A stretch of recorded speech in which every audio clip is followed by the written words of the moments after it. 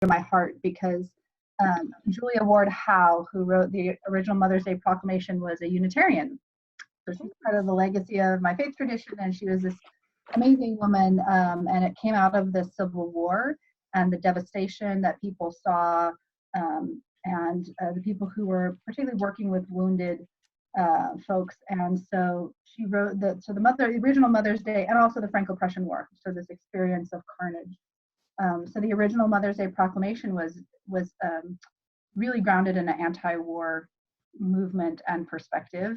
And so we have the text of that in our hymnal that we use in our congregations for reading it. So I thought maybe we would read the original Mother's Day Proclamation in honor of that. And she wrote, "Arise then, women of this day. Arise, all women who have hearts, whether your baptism be that of water or of fears. Say firmly, we will not have great questions decided by irrelevant agencies. Our husbands shall not come to us reeking with carnage for caresses and applause. Our sons shall not be taken from us to unlearn all that we have been able to teach them of charity, mercy, and patience. We women of one country will be too tender of those of another country to allow our sons to be trained to injure theirs. From the bosom of our devastated earth, a voice goes up with our own. It says, disarm, disarm. The sword of murder is not the balance of justice. Blood does not wipe out dishonor, nor violence indicate possession.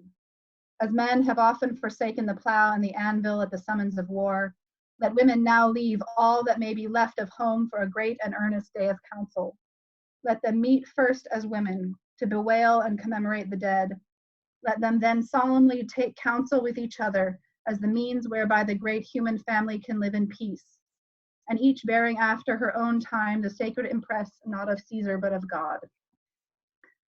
And that was her call to a great and general council, this sort of convening of women to talk about peace and anti-war and what could be done to respond to international sense of catastrophe. Wow, that's how Mother's Day first started, before Hallmark got its hands on it. Thank you for sharing. It was very powerful. Totally. Wow.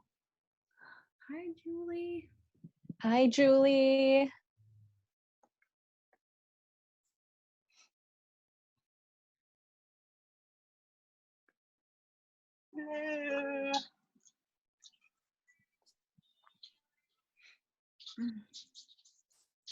Anna Rosa, I think you're muted. Oh, I'm so sorry. I was just asking Julie if her daughter has recovered from her nose injury. Thank you for asking. She would if she wouldn't rub the as it's starting to scab, rub it off each time. Oh. We had last week we had it was right before this fun incident where she's just going to have a really, cool scar instead of getting stitches, because I really don't want to take her to the hospital. We don't have to right now. So we are coming along. She will regale you with the story if you ask her, or don't ask her. She will tell you about 50 times a day what happened. Yeah.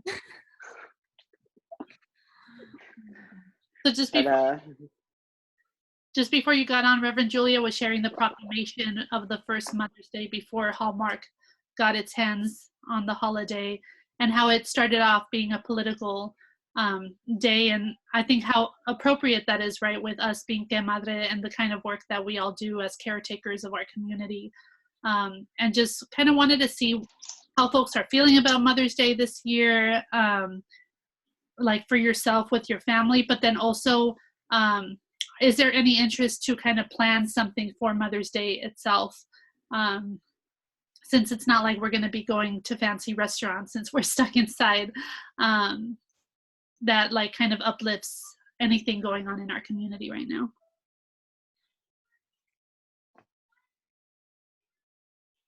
I can always say, like, at least in our community, it's safer for me to talk about the politics of Mother's Day than the interpersonal issues. I mean, Mother's Day is so fraught when you think about it on a personal level, because everybody has such different relationships with their own mothers and with the concept of mothering, and there's good, bad, and ugly, and everything all mixed up in one. So in some ways, in my community, moving it away from kind of the sentimentality of like motherhood on a pedestal, which is this sort of Victorian, you know, and it's also very much tied up into like the white mother Victorian ideal on a pedestal, the purity of the home versus the dirtiness of the world, like all of this like theological implications of motherhood that was created in the Victorian era. Like moving it back into the political almost makes it easier for everybody to engage, because then it's not about like how you feel about your own mom. It's about this general sense of like, how do we nurture the world? And everybody can get, most people, not everybody, most people can get on board with that, even if they're like, my own family situation is difficult. I think this is it's an interesting time to bring up this conversation of Michelle knows, I was speaking with Kikuya yesterday on the phone, and we were talking about how, we often know about, right, in the, the climate justice movement, how it's following along, of movements like the civil rights movement and stuff, where you have, the women who did the work led the way, and who's the, face and recognition of the movement, with the women doing all the work in the background. And, same thing has happening with the climate justice movement, of who's the face of it versus, who's doing a lot of that really on the groundwork. And how what's interesting in this current context, where a lot of the work that women do in quote mothering, in terms of a more world sense, in that care work that often women fall into, is I think how that is becoming recognized more in this moment of that is what holds, is kind of the stitching to hold so many communities together. And I know, just for thinking about some of the women that I've lost in recent weeks, of how what that's unraveled and what that thread has kind of unraveled right throughout a community, when they weren't necessarily understood as the care work they gave, of how that really, what that held together. And in this time that obviously our collective mother is screaming for healing, how is this also then reflected for mothers and daughters across the planet, of that time to heal, and for this kind of labor that most women do, of some varying kinds, right, of how is this recognized and honored more, in seeing how that it is a huge, that stitching that holds so much of our diverse societies together.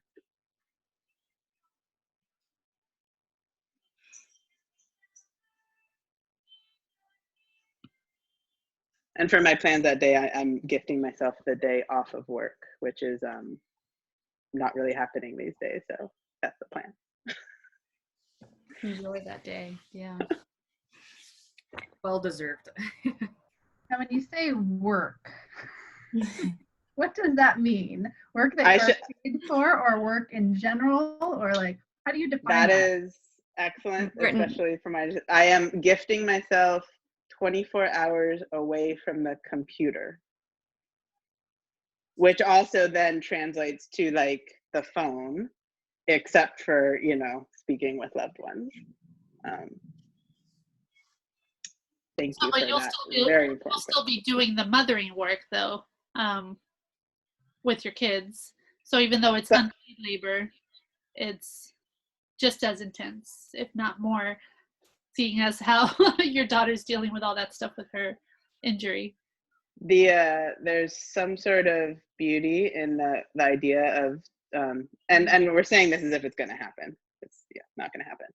But the thought of 24 hours of single tasking is just so, sounds really delightful.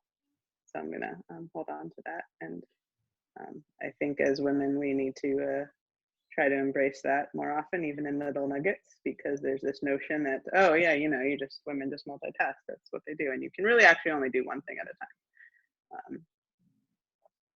However much we think that is not true and spend the days multitasking upon multitasking.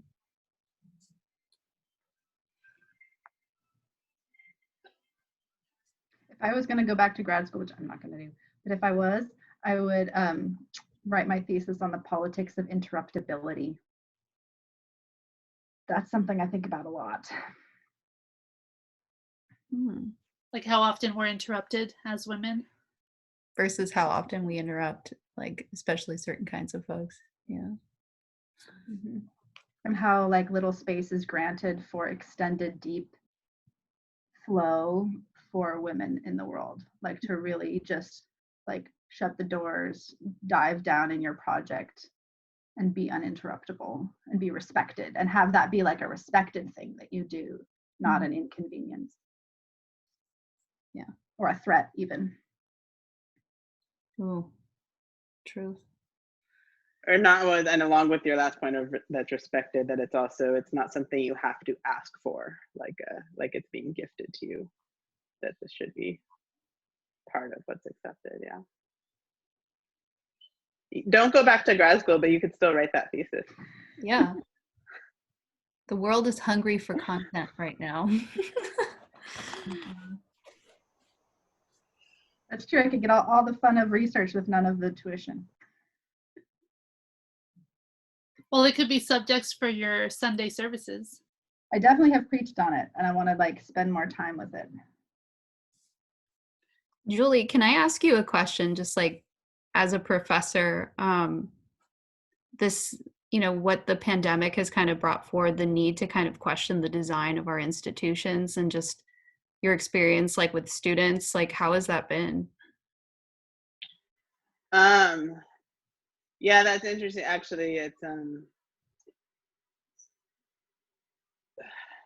one I'd say too. I mean, so it's not my full-time gig, if you will. So I might also have a little bit of a different take on it, probably than people that are like fully embedded there. I'm doing an interview with someone tomorrow morning who's looking at this from the context of I do a so I'll digress a little to get to your point of I think what's been really interesting for me, and I work with Future Generations University as well and teach for them, and they're which, Julia, if you ever did go back, I think that would actually be a really good fit for you, and we can discuss that separate.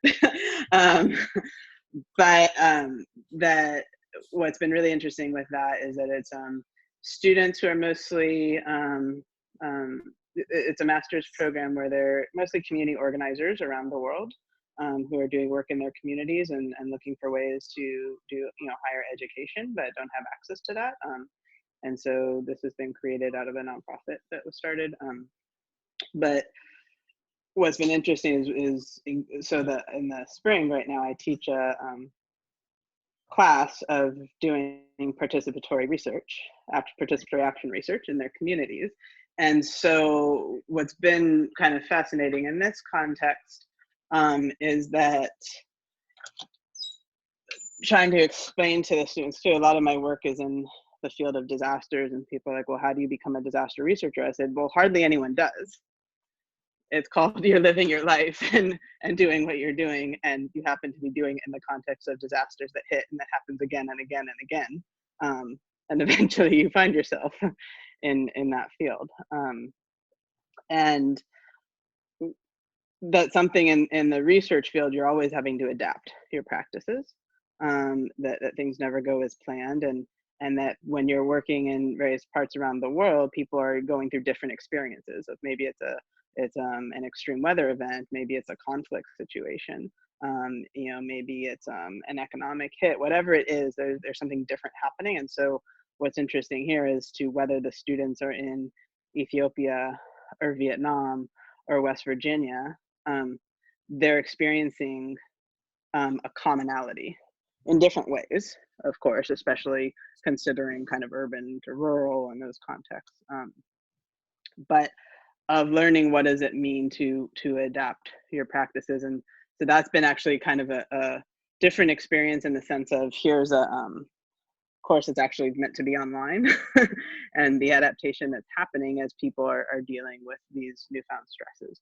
And why it's so different, I think, than the context of the kind of emergency remote teaching. One is the size of, if you have maybe larger classes, it might be a little more, maybe not as different, but I have classes where I teach UCSB, the classes are 45 students or so. And so it's designed to be really interactive. Nice.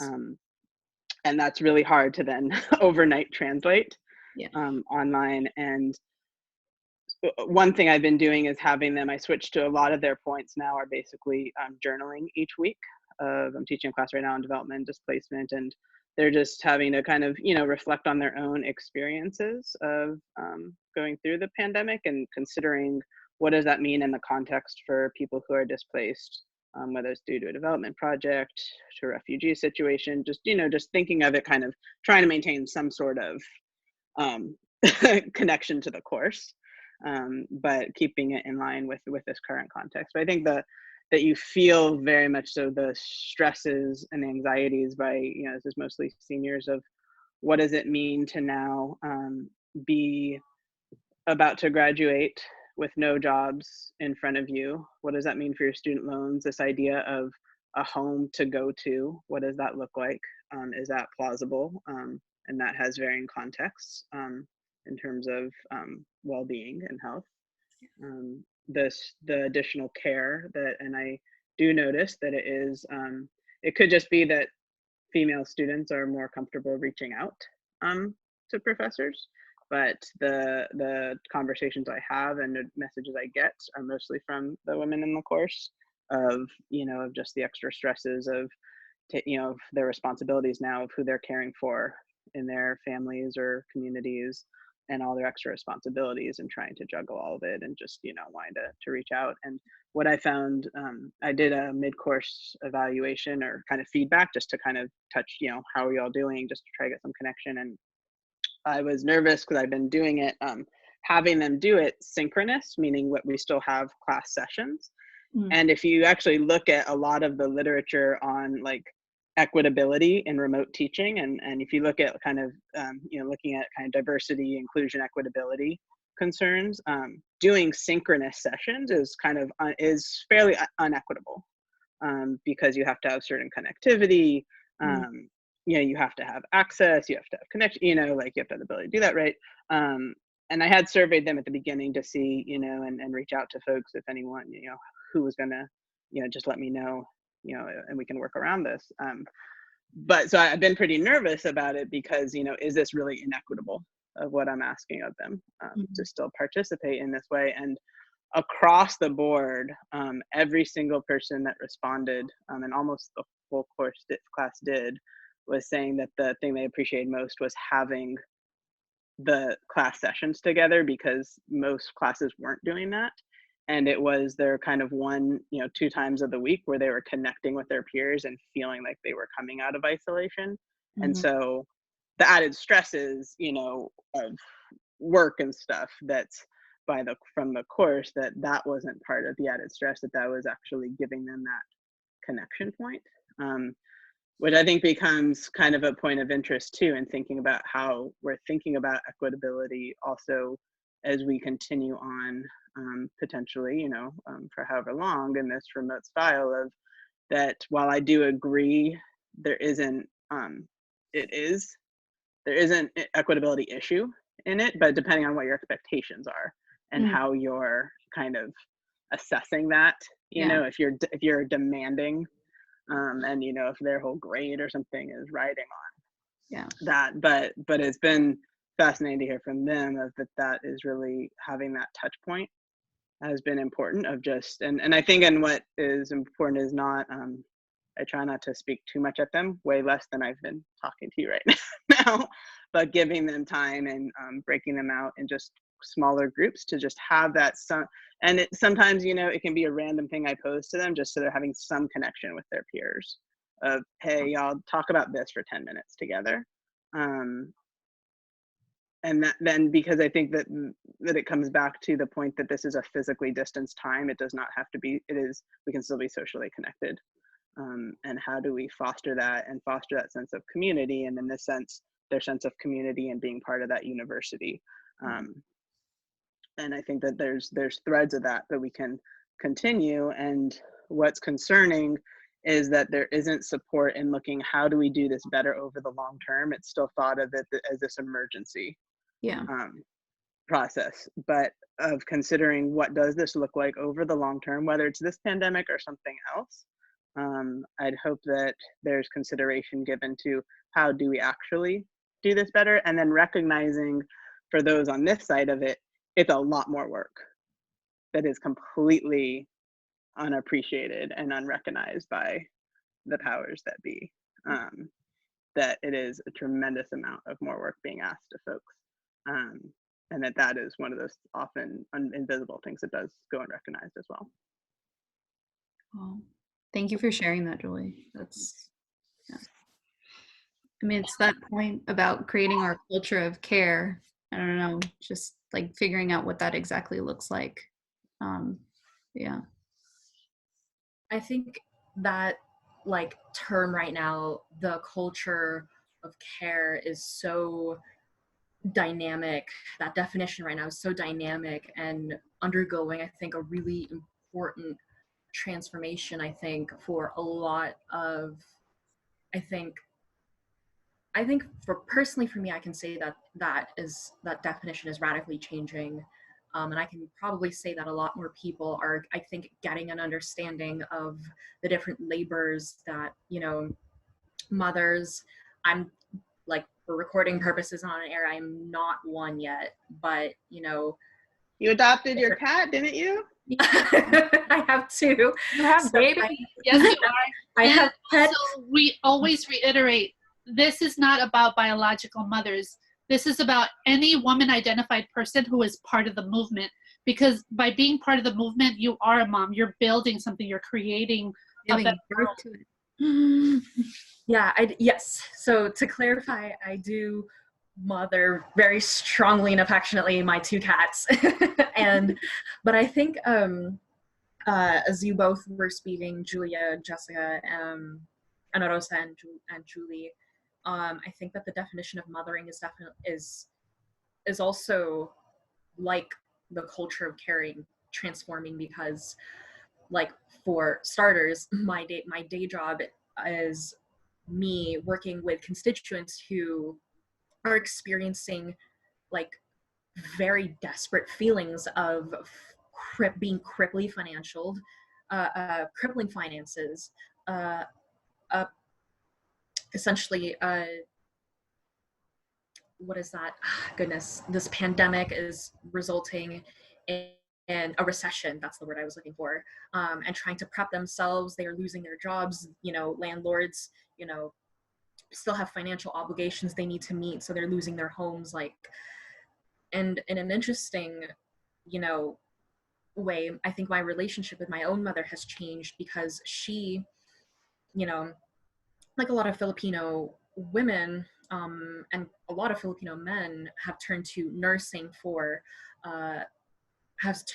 as a profession, and my mom, being one of them, calls me, because being in a very unique position as a public official, while not elected, you know, supporting one and being in this sense of office where people turn to for leadership, my mom turns to me for care, for me to figure out, you know, in the system, however flawed it is, and clearly, like a lot of employees in every facet of this bureaucracy is figuring out all the different flaws. Those are being highlighted right now, like very much so. My mom has turned to me for care, and I'm figuring out how, you know, much my emotional labor is invested like daily and compounded while being in this same spot where like I live out of and where I work out of. It's very hard for me to compartmentalize the care and the compassion and all of the frankly a lot of the worry that I have for constituents, because it's like I'm here because I want to help you, and I'm waiting for it to help get a response that might help you in some way, and then also trying to wait on a response or waiting on resources for frontline workers like my mom, like her colleagues, who have kids to come home to, who have, who live in intergenerational households, but they can't send their parents away right now. That's hard to separate themselves, but they need to bring in the bills.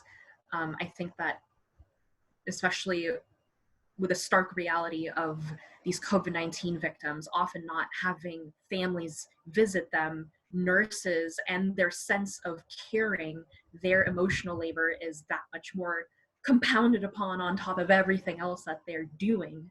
So I think that this is a really good time for anybody to right now reassess care and the word mothering and nurturing and helping each other.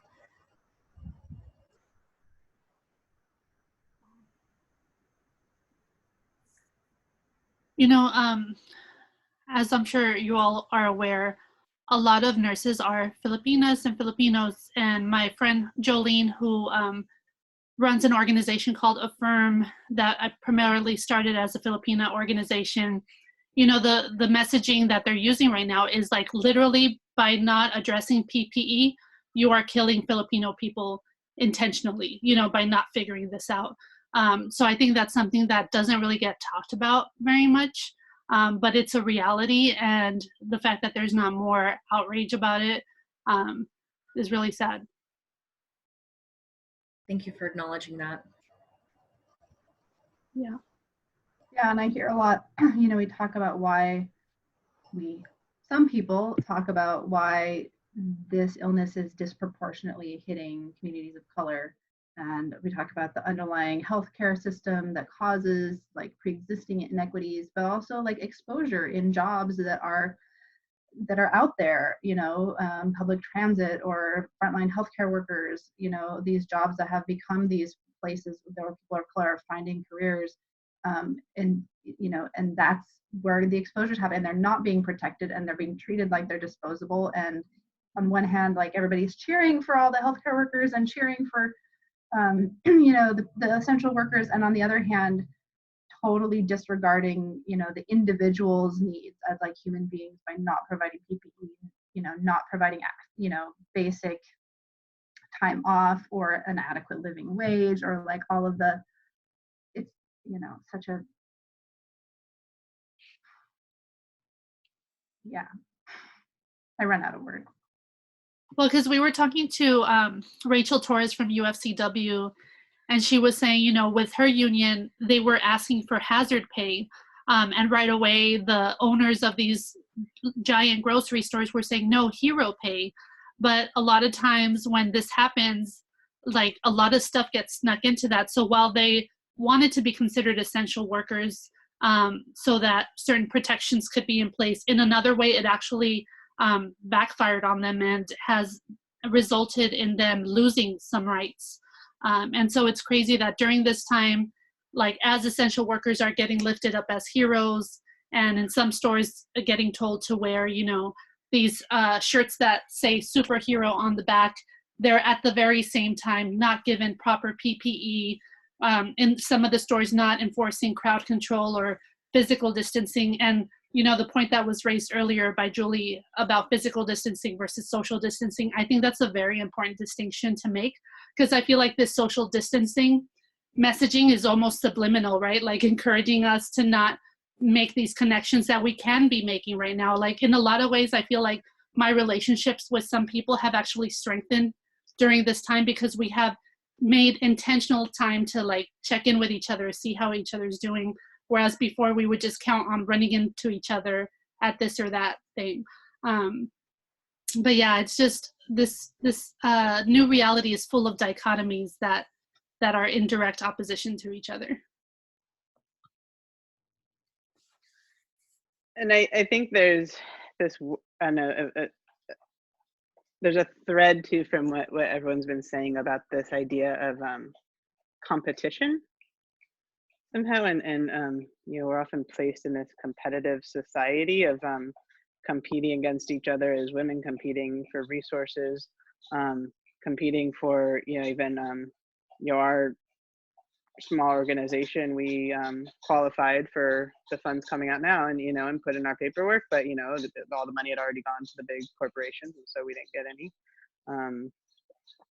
And this competitive thread as to almost like who somehow gets to become the face of whatever this is. I know there's this weird narrative going about, and also then who kind of saves the day in this pharmaceutical battle too, as to kind of who's going to come up on top. And just before I was a little late calling in to here because I just got off a call with some colleagues and friends in Louisiana, and I'm bringing this up because I know Reverend Julia's from her home, and you know, they were talking about, you know, and it's just it's one of these things you just, you know, and you can't wrap your head around of, you know, the USDA. I don't know if you'd seen the last couple of days, they've been kind of touting, like doing their cheers because they had provided $20 million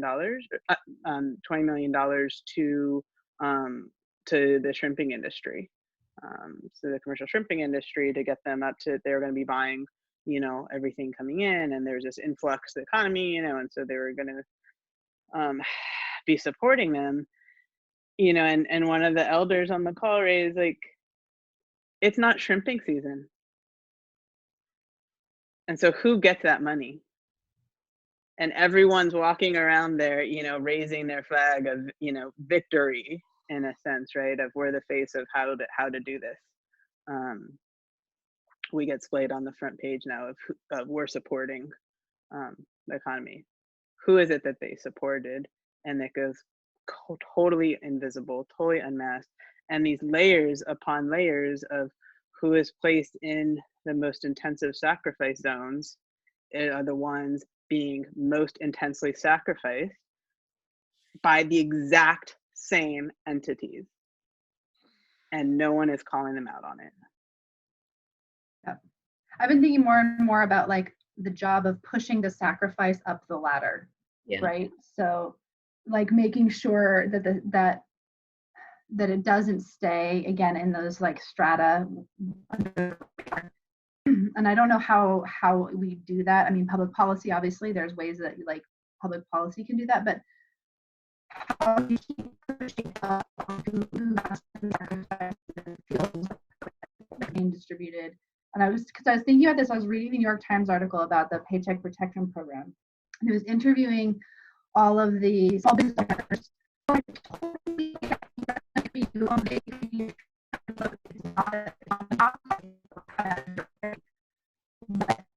The paycheck protection,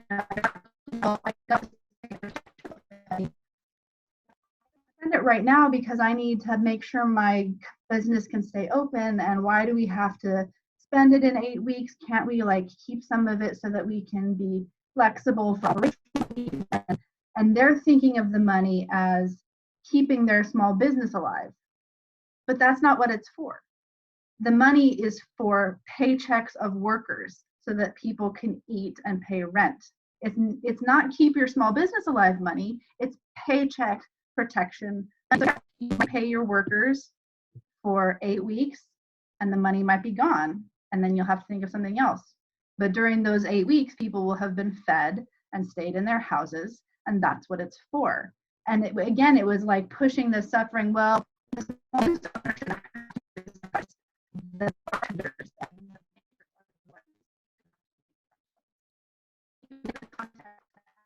scale, right? So how do you push, and then you recognize like, well, what about the person who holds the mortgage on their the bakery that they rent, right? So how do you get the sacrifice from the bakers who've been laid off up to the bank that holds the mortgage on the building?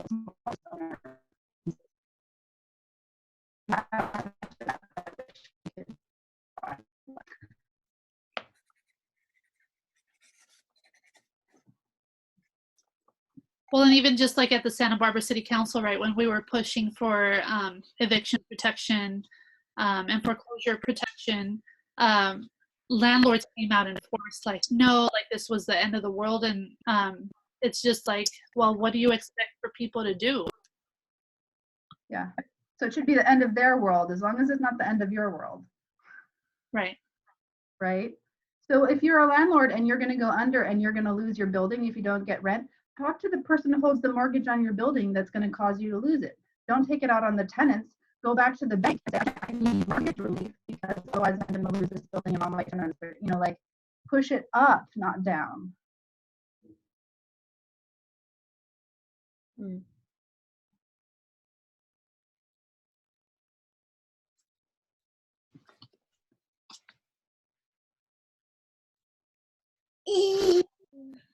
Hi, So- Gloria.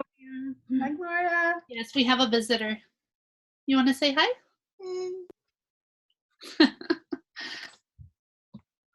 She bumped her head, so she needed a kiss. Oh. It happens. Hmm. Yeah. So can I ask for a second? I know, Julie, you had mentioned that for Sunday, you're going to take the full day off, only not multitasking, just focusing on one task. What about everybody else? Well, Sundays are my work day, so sadly, no taking it off. I don't know that we even have any plans. I'll probably call my mother's or my sister. So you don't get a makeup day for Mother's Day, like the Saturday or the Monday?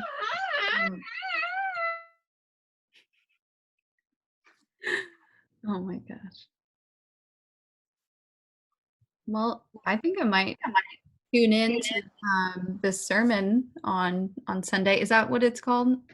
Yeah, sermon's fine. Yeah. It works. Yeah, we're going to be talking about kind of this Sunday. Mother's Day is not the main service. There's a little piece that we're doing with our kids, but the main piece is elders. So I'm talking to elders in the congregation and talking about, you know, like we keep talking about this as unprecedented, but you know, human beings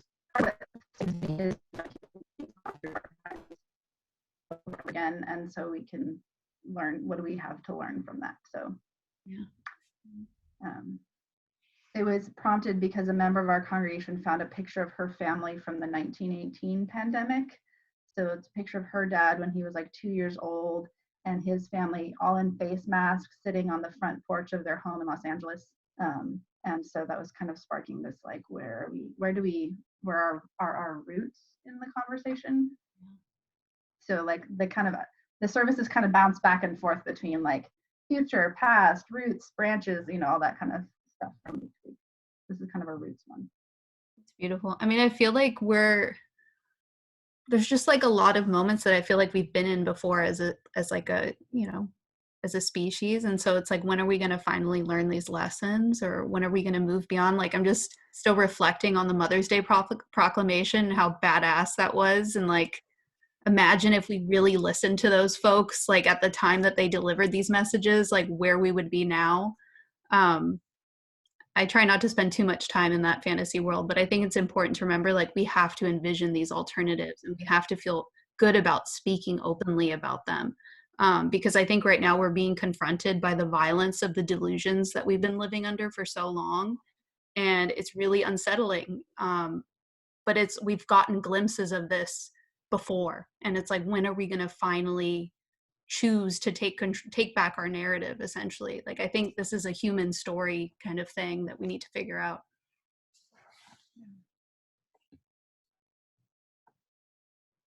Yeah, Reverend Julie and I were just talking about that. Was it yesterday or the day before? Like, our worst fear is like coming out of this and feeling like everybody just tries to go back to what they saw as normal before, which was full of abuse. Yeah.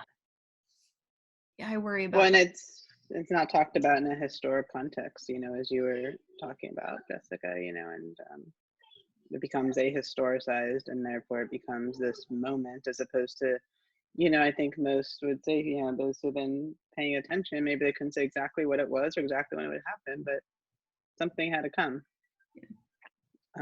You know, maybe some new, more than others what that would be. But this notion that this system that we exist in is somehow inevitable is just that idea is gifted by by the powers that be, right? That the masses can and are pushing back against that.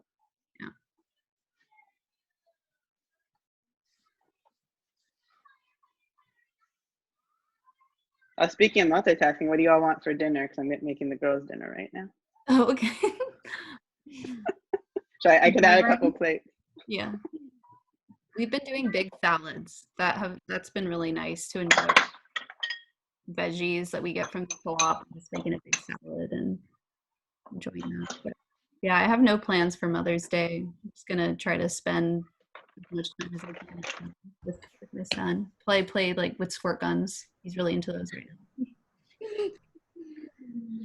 For me, I think my Mother's Day plans, I'm not sure what my mom is going to do because, like, full disclosure, it's a long story, but I'm with my fiance and my in-laws at their place in this little ag town called Somas.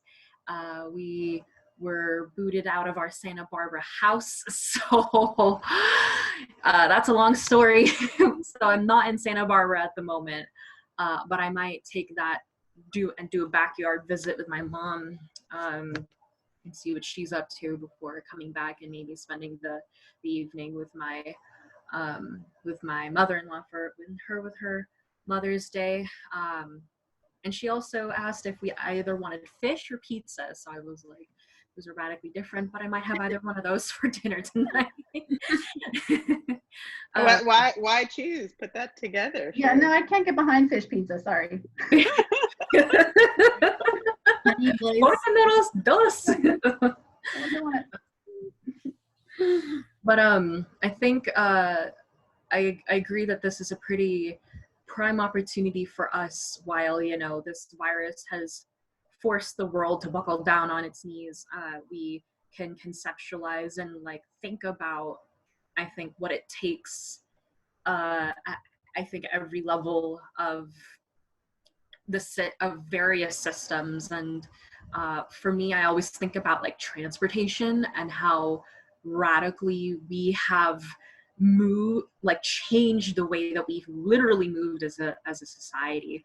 And thinking about I have been hoping that there might be ways where we can reduce our impact, at the individual level. Maybe we can drive less. What would it take to set the stage for us to start fostering a culture that by the time that this is over, there are systems in place that make it easier for all of us to commute, or there's more leniency at the company culture, where people can telework. I think transportation is just the first thing that comes to mind, but of course there's a lot of other systems that we need to address and have been highlighted that they're flawed. But I like that opportunity. Well, and I think, and that raises, Michelle, you have these kind of diverse ways of connecting together where, and some, would argue rightfully so that this is, connecting in this way, excludes people, who don't have access to internet, who don't have good cell service, who don't have data, all those things that are completely true. And so this cannot be the only way, but that there are, people who have, physical disabilities or, mental or, emotionally, or, can't leave their children, or for any number of reasons, have also been unable to participate in activities as they might want to. And so I think this challenges us and recognizes, okay, some who have been excluded before are now maybe able to connect in some ways, while now others are being excluded. And so I think the challenges as we come out of this is, how does everyone get included into the new mode of connectivity? That how do we bring kind of those two worlds together? to continue to engage in person as we are like meant to as a species. Humans are not soul beings. You know, I think we're more of pack animals, but how do we then bring it, make sure that we also don't lose what's been created in enabling others to connect in ways that they were cut off from before. Mm-hmm. And Rosa, what are you doing for Mother's Day? We're doing a family Mother's Day Zoom, which will be really nice because, to be honest, Mother's Day is a hard one for me because the one who made me a mom, you know, passed away 3 days after she was born. So one thing I've been doing since Sunday, which was bereaved Mother's Day, I've actually changed my work setup so that now I'm actually working from right next to the altar for my daughter. I don't know if you can see it. It's kind of dark here, but I feel like it's really helped me to like gain strength, because that first Mother's Day going out, you know, after she passed away was like super, super difficult. And so I always just, on bereaved Mother's Day, which is always the Sunday before the day that everybody else celebrates Mother's Day, I just try to be more intentional about like just spending time with her and like acknowledging what a gift she is to me. And she's also like just been giving me strength with everything that La Casa is facing right now. And so I just am really thankful for that.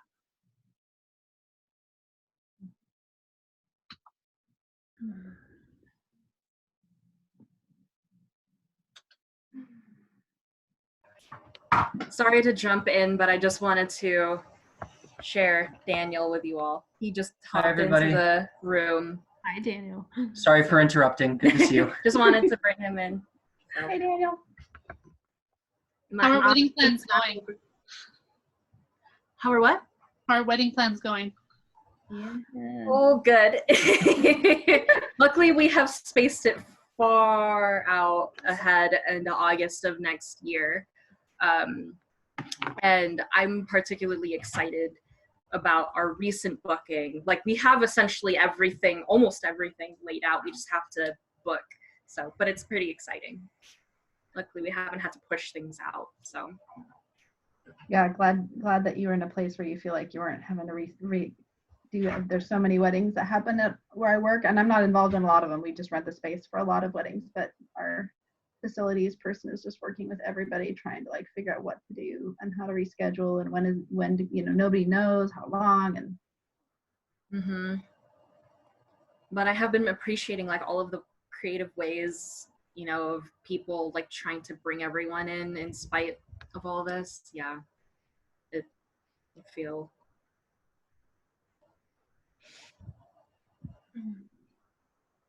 Yeah, I have a friend that does have, or at least had her wedding scheduled for pretty soon. And so she had to push it out.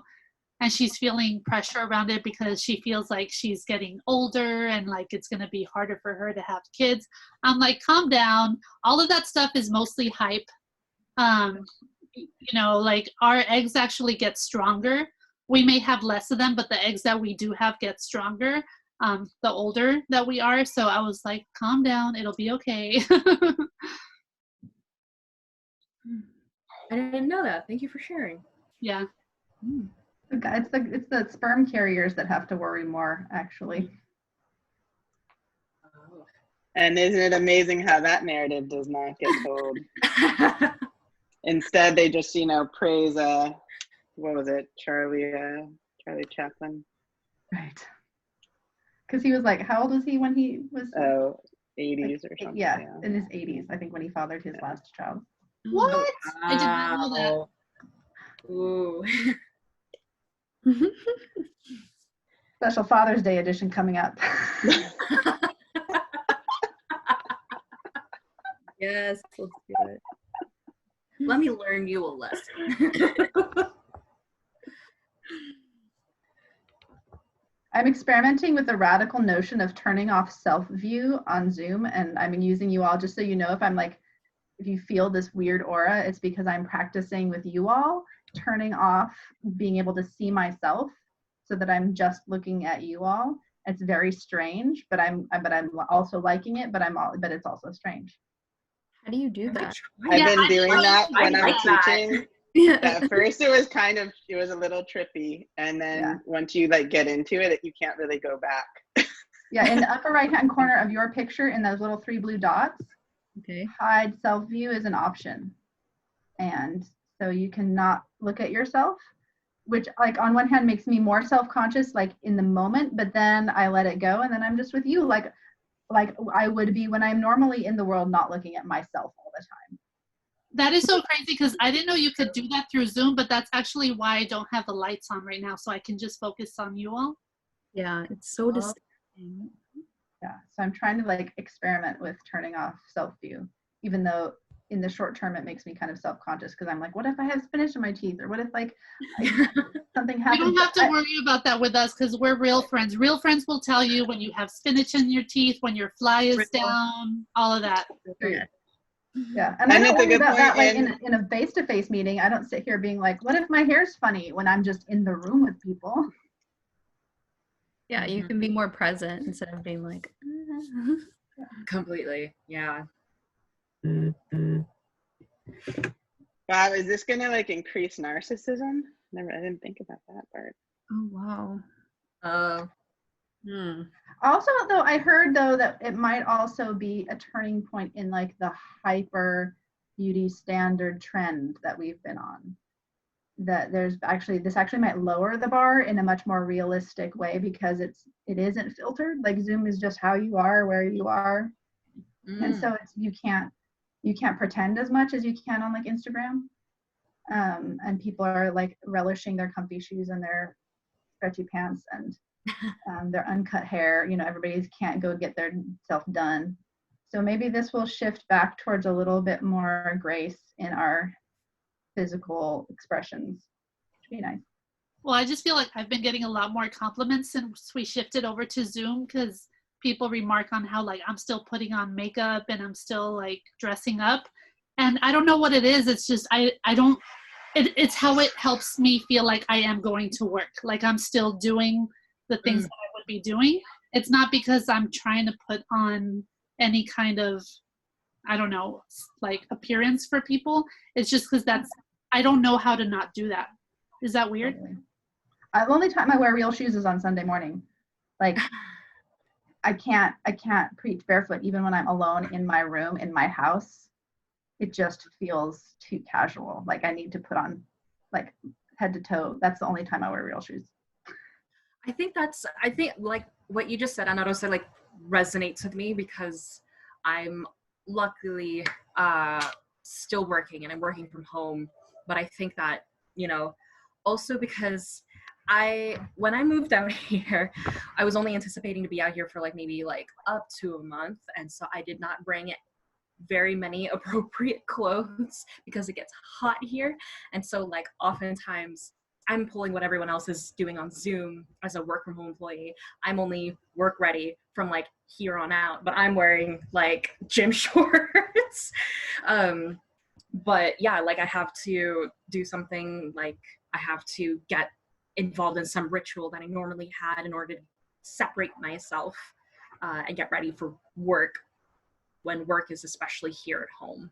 So yeah. My level of professionalism ranges from bra, sports bra, no bra. I know my comfort level with the crowd who's on the other end of the Zoom. It's real. Now And I want to ask about what you're wearing now. I've kept the camera up. For the friend group. Well, that means so much that you feel that comfortable with us. Right. Yeah, be our natural, Careful. beautiful selves. Or you have, Michelle, I've heard it referred to as like the Zoom mullet, right? Business on top, party down below. Mullet. Wow. Wow. Speaking of haircuts, I am so excited because Daniel has told me that once we get What are you doing that, the by the way? razors. When are you doing that? See, he just confirmed it, that I have been granted permission to get near his neck with a pair of hair scissors and give him a home haircut. So progress update. I will send you progress pics. Please.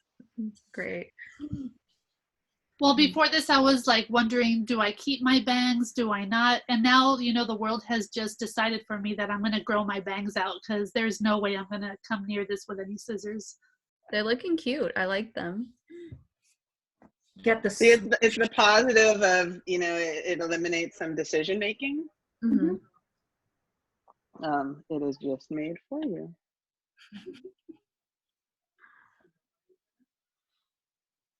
I thought I was Erica until Sorry, I just remembered, speaking of hair, Reverend Julia, tell us about your husband's hair. So I'm the only person in my family who doesn't have pink hair right now. Although the pink hair dye was mine, because when I was on sabbatical last year, I did dye part of my hair pink. And so then we had this box of pink hair dye. So my husband, who's a high school teacher, decided he needed to help be in solidarity with his students who are all like doing stuff to their hair, and also, keep them entertained. Nice. So he decided he was going to go pink and silver with his hair. But silver is a really, really hard color to achieve in an at-home environment, and he has brown hair. So we did go for the bleaching process. So then he ended up with like kind of a strawberry blonde situation that made him really look like a villain from a James Bond movie. And so then that stuck for a few days, and then now it's pink on top with kind of a blonde rest of it. But we tried the silver, and it did nothing. The silver did nothing. And then my daughter put a pink streak in her hair too, just Oh, so what you just described was like a strawberry tipped Guy Fieri look, or is it? Thankfully, without like the spiky hair gel situation.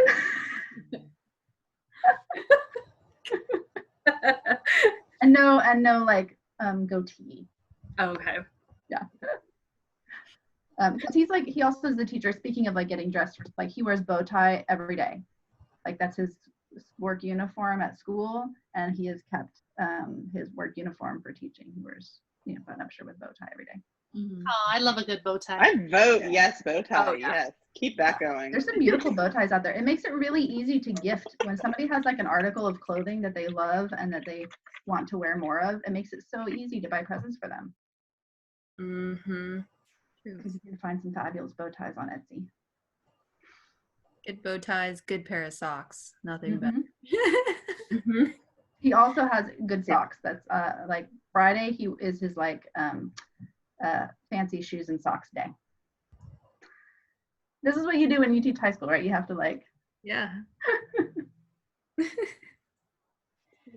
I think that's just good normal life practice. Yeah.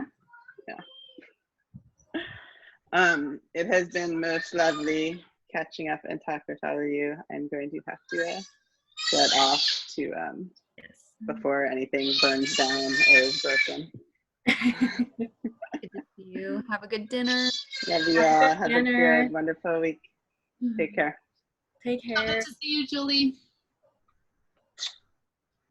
Hey, did you join? Did you come on the kickoff event? The kickoff event. When did we do? Come join. I'll send you. Yeah. I wanted to, but I was double booked, so I couldn't. Sorry, but was it recorded? Can I make it up? Yeah. No, it's on YouTube. Okay, great. I'll check it out then. Yeah, send you a link, and then the next one is May 22nd. So save the date. Okay, sounds good. Love you all. Love you Have a good too. evening. Love Thank you. you so Happy much for Mother's this. Day this Sunday. You as well. Take care. Yeah. I too should probably go cook some dinner before the hangry monsters start showing up in those that I love. Yeah, same here. But it's been fun hanging out. So good to see everybody. Send La Casa some love. Yes. Yes. Always. Always. All right. Big hugs, everyone. Happy Mother's Day. Happy Mother's Mother's Day. Bye. Bye.